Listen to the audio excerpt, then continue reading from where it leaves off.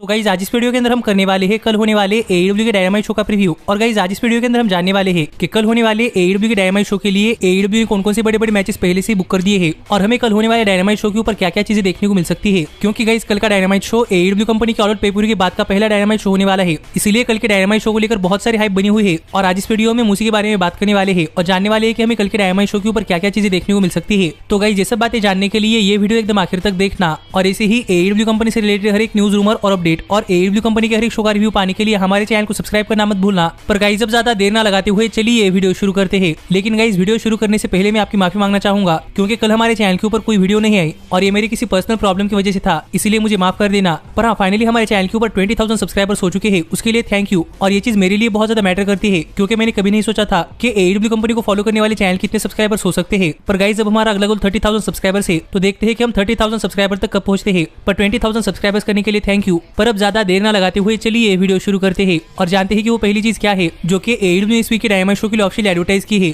तो गाइस वो पहली चीज जो कि AEW ने इस वीक के डायनामाइट शो के लिए ऑफिशियल एडवर्टाइज की है वो है AEW के मेंस डिवीजन से एक नॉर्मल 1-on-1 मैच जहां पर जॉन मॉक्सली मिनोरू सुजुकी को फेस करने वाले हैं। और गाइस अगर यहाँ पर हम बात करें इस मैच के बैक स्टोरी की तो गाइस हमने AEW कंपनी के ऑल आउट पे-per-view के अंदर देखा था कि जॉन मॉक्सली और सतोशी कोजिमा का मैच खत्म होने के बाद यहाँ पर मिनोरू सुजुकी आए थे और यहाँ पर आकर मिनोरू सुजुकी ने जॉन मॉक्सली ऊपर अटैक कर दिया था और इसी वजह से मॉक्सली ने इस वीक के डायनामाइट शो के ऊपर मिनोरू सुजुकी को एक मैच के लिए चैलेंज कर दिया है, जिस वजह से हम इस वीक के डायनामाइट शो के ऊपर जॉन मॉक्सली और मिनोरू सुजुकी के बीच में मैच देखने को मिलने वाला है, जो तो इस मैच के लिए काफी शॉर्ट बैक स्टोरी थी। लेकिन गाइस हमें इसके पहले न्यू जापान प्रो रेसलिंग के अंदर जॉन मॉक्सली और मिनोरू सुजुकी के बीच में पहले भी एक मैच देखने को मिला है, जो मैच जॉन मॉक्सली ने जीत लिया था और वो मैच भी एक काफी हार्ड हिटिंग मैच था। इसीलिए गाइस मेरे यहाँ पर इस वीक के डायनामाइट शो की इस मैच से बहुत ज्यादा एक्सपेक्टेशन है और मुझे भी देखना है कि ये मैच कितना हार्ड हिटिंग मैच होता है और यहाँ पर इस मैच के अंदर मिनोरू सुजुकी और जॉन मॉक्सली की परफॉर्मेंस कैसी होती है। और अगर आपको नहीं पता कि मिनोरू सुजुकी कौन है तो गाइस मैं आपको बताना चाहूंगा कि मिनोरू सुजुकी जापान के एक लेजेंडरी सुपरस्टार्स में से एक है, जो कि न्यू जापान प्रो रेसलिंग के हॉल ऑफ फेमर भी है, जिससे आप समझ सकते हैं कि मिनोरू सुजुकी कितने बड़े रेसलर है। पर गाइस जहां तक बात है इस मैच के विनर की तो गाइस मुझे पता नहीं कि आपको पता है या नहीं, लेकिन इस वीक का डायनामाइट शो जॉन मॉक्सली के होम टाउन यानी कि सिंसिनेटी ओहायो से है, इसलिए यहाँ पर कोई चांस नहीं बनता कि जॉन मॉक्सली मैच हार जाए, जिस वजह से मेरी यहाँ पर इस मैच के लिए प्रेडिक्शन रहने वाली है कि जॉन मॉक्सली मैच जीतने वाले है। पर देखना पड़ेगा कि मैच कितना हार्ड हिटिंग मैच होता है और हमें इस मैच के अंदर जॉन मॉक्सली और मिनोरू सुजुकी की परफॉर्मेंस कैसे देखने को मिलती है।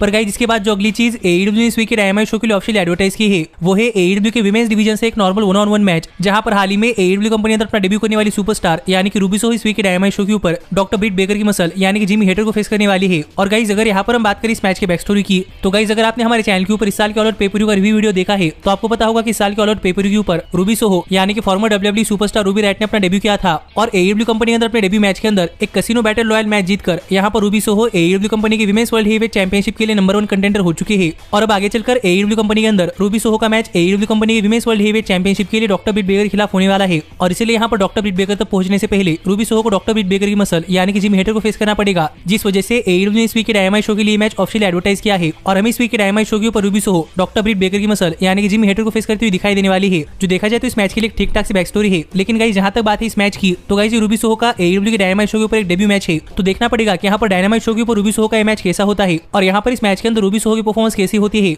और मुझे यहाँ पर ये भी देखना है कि क्या रूबी सोहो के AEW कंपनी ज्वाइन करने के बाद यहाँ पर AEW कंपनी के विमेंस डिवीजन के अंदर कोई इंप्रूवमेंट आती है या नहीं। पर मुझे लगता है कि मैच भी एक ठीक ठाक मैच होगा। पर जहां तक बात है इस मैच की विनर की तो मुझे यहाँ पर ऐसा लगता है कि रूबी सोहो मैच जीतने वाली है और क्या पता है मैच खत्म होने के बाद हमें यहाँ पर डॉक्टर ब्रिट बेकर, रेबल और जिमी हेटर मिलकर रूबी सोहो के ऊपर अटैक करती हुई दिखाई दे और क्या पता यहाँ पर रूबी सोहो को बचाने के लिए कोई और नहीं बल्कि आइकॉनिक्स आए और शायद इस तरीके से आइकॉनिक्स AEW कंपनी अंदर डेब्यू करे। और गाइस मैं यहाँ पर इसलिए कह रहा हूँ क्योंकि यहाँ पर ये AEW का dynamite show all elite wrestling के ऑल आउट पे-per-view के बाद का पहला डायनामाइट शो होने वाला है और AEW हर बार अपने पे-per-view के बाद के डायनामाइट शो के ऊपर कुछ ना कुछ बहुत ही बड़ी चीज करती है, इसलिए मुझे ऐसा लग रहा है कि शायद हम इस वीक के डायनामाइट शो के ऊपर हमें आइकॉनिक्स AEW कंपनी अंदर अपना डेब्यू करती हुई दिखाई दे सकती है। पर गाइस ये कोई कंफर्म रिपोर्ट नहीं है, इसलिए 100% कंफर्म नहीं है कि हम इस वीक के डायनामाइट शो के ऊपर आइकॉनिक्स AEW कंपनी अंदर अपना डेब्यू करती हुई दिखाई देने वाली है। पर गाइस ऐसा होने के थोड़े बहुत चांसेस है। पर गाइस जो आखिरी चीज जो कि AEW ने इस वीक के डायनामाइट शो के लिए ऑफिशियल एडवर्टाइज की है वो है AEW के मेंस डिवीजन से एक नॉर्मल 1-on-1 मैच जहां पर डस्टिन रोड्स मैलेकाई ब्लैक को फेस करने वाले हैं। और गाइस अगर यहाँ पर हम बात करें इस मैच के बैक स्टोरी की तो गाइस हमने देखा है कि जब से मैलेकाई ब्लैक AEW कंपनी अंदर आए हैं तब से मैलेकाई ब्लैक कोडी रोड्स के फैमिली के ऊपर अटैक कर रहे हैं और अब तक मैलेकाई ब्लैक ने कोडी रोड्स के फैमिली के हर एक मेंबर के ऊपर अटैक कर दिया है। और अब यहाँ पर मैलेकाई ब्लैक को रोकने के लिए और कोडी रोड्स का बदला लेने के लिए कोई और नहीं बल्कि कोडी रोड्स के बड़े भाई यानी कि डस्टिन रोड्स आए हैं, जो कि यहाँ पर मैलेकाई ब्लैक से अपना बदला चाहते हैं और इसीलिए हमें ये मैच इस वीक के डायनामाइट शो के ऊपर देखने को मिलने वाला है।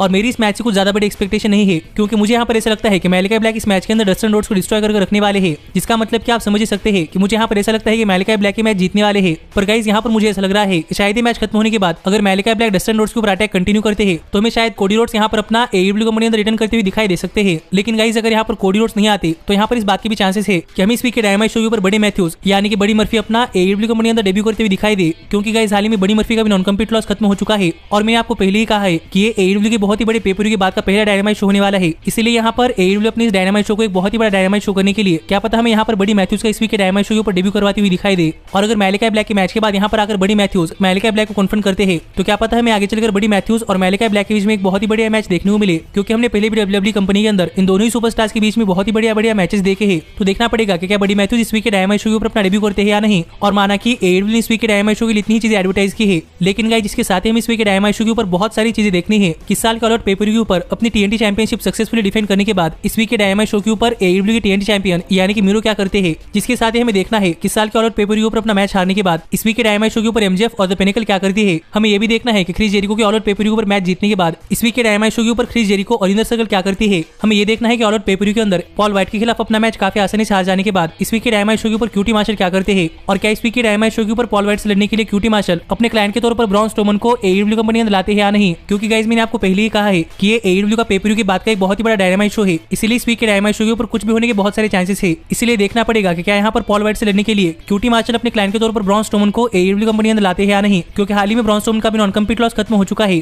पर हमें ये भी देखना पड़ेगा कि ऑल आउट पेपर के ऊपर 7 साल बाद रेसल करने के बाद इस वीक के डायनामाइट शो के ऊपर CM पंक क्या करते हैं और CM पंक का अगला ओपोनेंट कौन होता है। और इसके साथ ही हमें ये भी देखना है कि ऑल आउट पेपर के ऊपर डेब्यू करने के बाद इस वीक के डायनामाइट शो के ऊपर एडम कोल और डेनियल ब्रायन क्या करते हैं, और क्या हमें इस वीक के डायनामाइट शो के ऊपर इन दोनों ही सुपरस्टार्स के बीच में कोई सेगमेंट देखने को मिलता है या नहीं। जो सभी बातें जानने के लिए कल हमारे चैनल के ऊपर आने वाला AEW के डायनामाइट शो का रिव्यू वीडियो देखना मत भूलना। और अगर आपको वीडियो मिस नहीं करना चाहते तो हमारे चैनल को सब्सक्राइब कर नोटिफिकेशन बेल ऑल पर सेट करना मत भूलना। पर गाइस जब मैं मिलता हूं आपसे अगली वीडियो के अंदर, पर तब तक stay healthy, stay happy and keep watching elite wrestling. Hey, did you like that video? Click the screen for more.